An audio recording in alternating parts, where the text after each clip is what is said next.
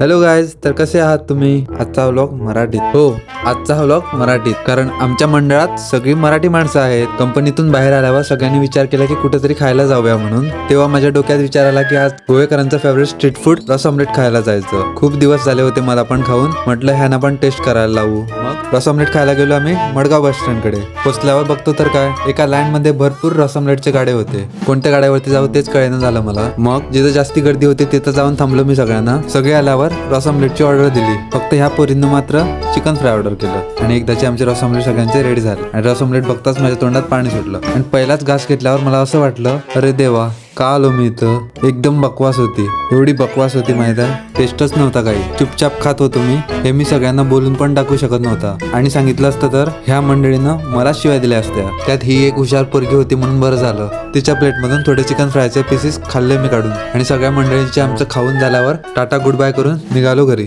सोडून मी आलो आमच्या तिथं चायनीज मध्ये चिकन मंचाव सूप खायला. कारण त्या रस ऑमलेटनं तर माझा मूडच ऑफ करून टाकला होता. सूप खाऊन मी नंतर शेवपुरीवाल्याकडे आलो आणि 2 शेवपुरी बायकोला घरी आणल्या.